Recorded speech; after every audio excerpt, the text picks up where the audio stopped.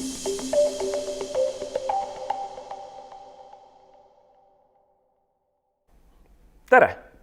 Mina olen Kalev Bytelife'ist ja täna vaatame, kuidas saab kasutada Logstacki Windowsi põhiste intsidentide analüüsiks. Tüüpiliselt, kui selline keskkond on paigaldatud, siis seal on ka rida automaatanalüüsi reegleid ja need siis monitoorivad, et erinevad anomaaliad välja sõeluda. Ja just selline teade on ka minu postkasti jõudnud, kus siis on näha, et on terve hunnik viltu läinud logineid kasutajale administraator.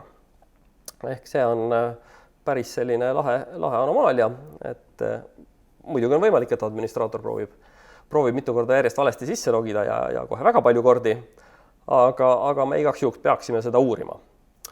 Ja et seda siis uurida, logime siis meie Logstacki, kust meile siis esimese pildina näidatakse üldist keskkonna ülevaadet, millises keskkonnas me toimetame täna. Ja siit on siis näha, et meil on circa 30 erinevat logiallikat, erinevad serverid, võrguseadet, rakenduste ja neid on siis tõesti siin 6-7 tüüpi, alates siis NetFlow'st kuni lõpetades süsteemsete ja Apache logidega. Ja lähme nüüd tagasi oma emaili juurde ja vaatame, kuhu see link meid viib. On siis näha, et siin on rida erinevaid alerte olnud. Vaatame üle see, mis meie konkreetne failed loginite attempt. Võime siit kohe vaadata ka detaile, kes siin failed loginid on.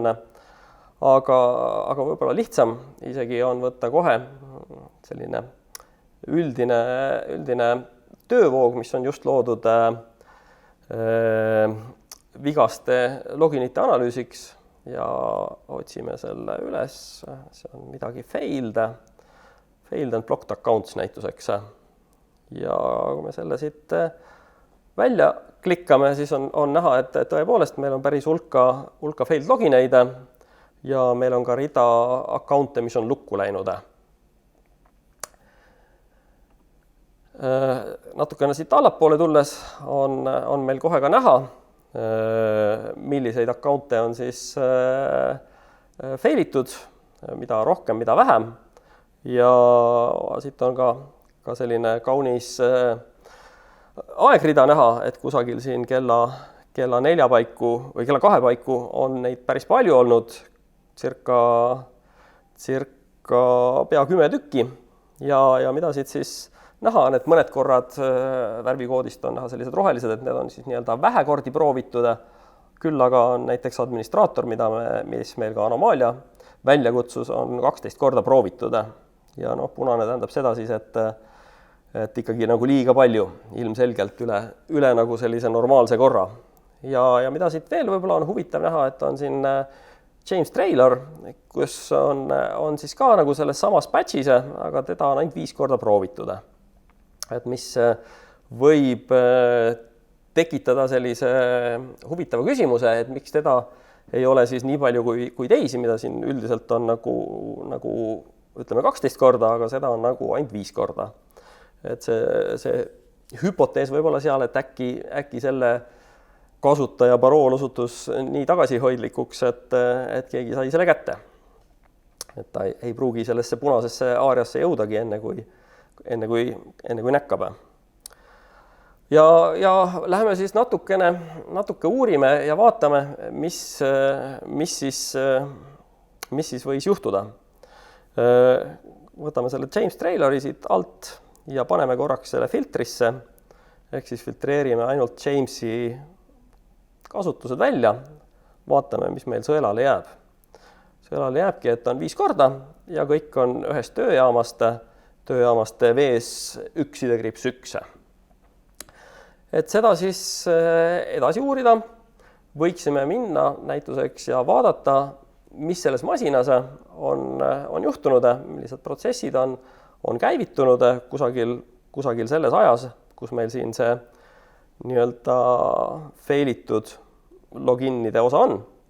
Ehk siis kusagil 14:42 umbes pluss miinus.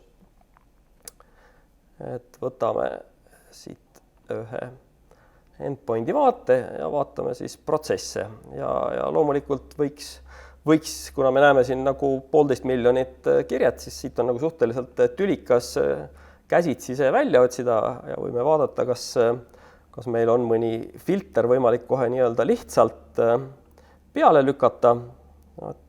Ei see host ega kasutaja ei olnud üldsegi nagu topis sees, see tähendab, et tegemist suhteliselt harva juhusega, see tähendab, et meil on vaja endal käsitsi see filter välja mõelda, aga tegelikult pole see ju väga keeruline, kui me teame, et see hostname on VS11.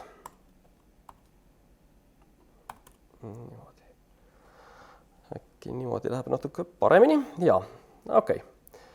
Et siin on meil siis näha hunnik erinevaid protsesse, mis selles masinas on täna jooksnud ja võib-olla siit on meil juba võimalik võtta ka siis selle kasutajaga seotud protsessid.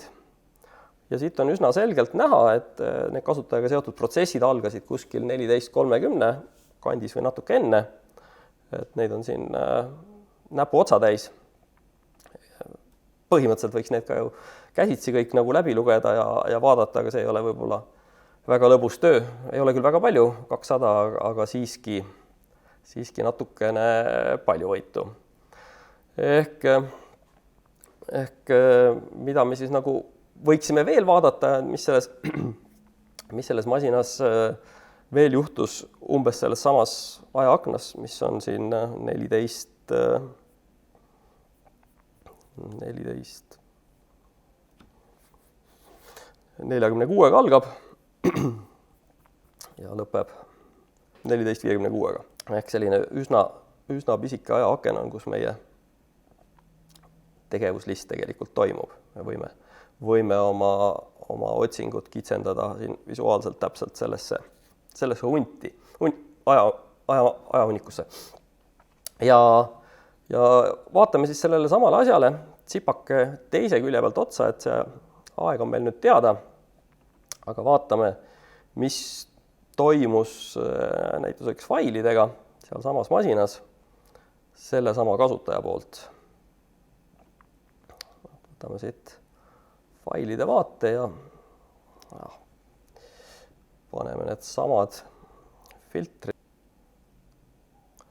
Niimoodi saime kätte, et selles vahemikus on tõepoolest 1,2 toimunud ja meil on siin võimalik ka kohe see James Traylor siit listist võtta kas ühelt poolt või teiselt poolt. On näha, et ta on üsna palju toimetanud. Mis me siin nüüd nagu teha võime? Me võime loomulikult piiluda erinevatesse populaarsetesse kohtadesse, mis meile võivad failide otsas huvi pakkuda. Näituseks downloads on üks selline koht, kuhu kasutaja võib-olla midagi huvitavat laeb. Kui selline kasutaja kuskile tuleb ja võib-olla natuke laisk on ka, siis laeb ta kõik sinna downloads kausta. Vaatame, kas meil tuleb selle otsingu peale midagi välja.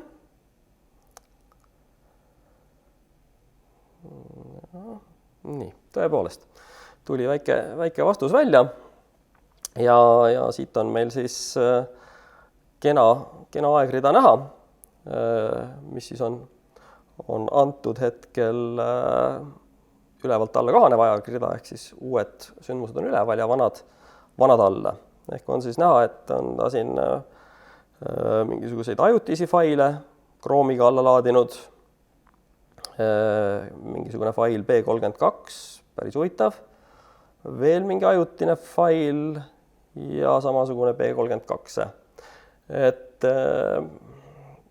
väga kahtlane on mingisugust käivitatavat faili alla laadida, et see ilmselgelt tekitab meis huvi ja seda huvi me võiks ka natukene edasi uurida.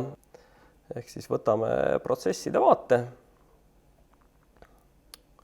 kus meil on loodetavasti päris hulka protsesse selles väikeses ajavahemikus circa 20 000 protsessikirjet 10-minutilises augus umbes.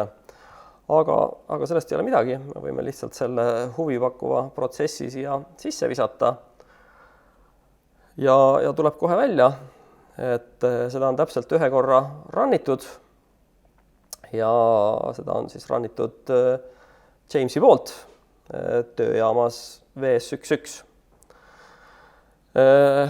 Kui meil selline info on olemas, siis tegelikult võiks mõne osa sellest infost ka nagu case'i huvides kirja panna. Ehk võtame siit selle mingisuguse tükikese infot copy puhvrisse ja lähme case management'i juurde, kus meil on üks demo jaoks tehtud case ja paneme siia siis nii-öelda lühikesel kujul kirja, et Workstation 1 on siis meil protsess B32 rannitud Jamesi poolt. Isegi ei ole siin seda dubleerida vaja. Kõik nõud salvestatud, järgmine kord, kui tuleme case'i juurde tagasi, siis on lihtne infot siit üles leida.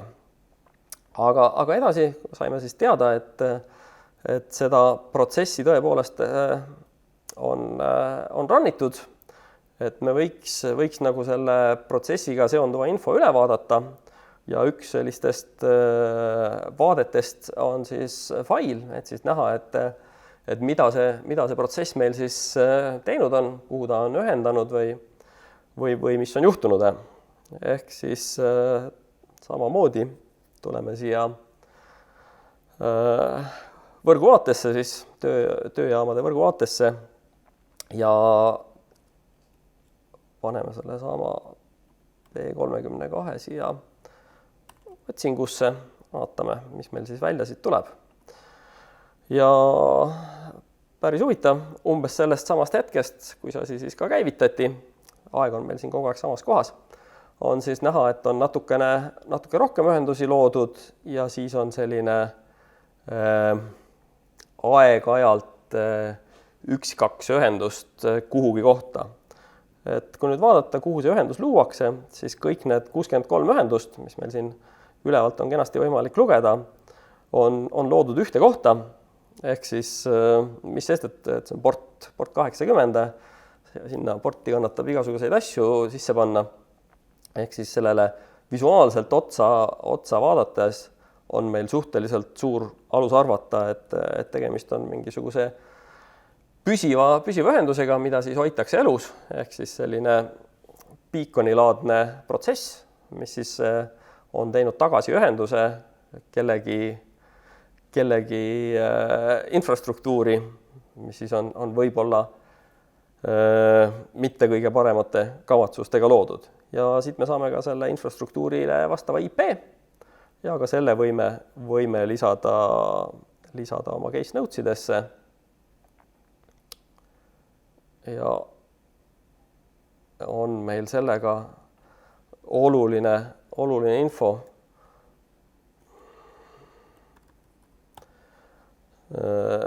Oluline info jällegi talletatud, mis meil selle case'iga seotud on. Ja sellega võiks tänase demo kokku võtta. Aitäh vaatamast!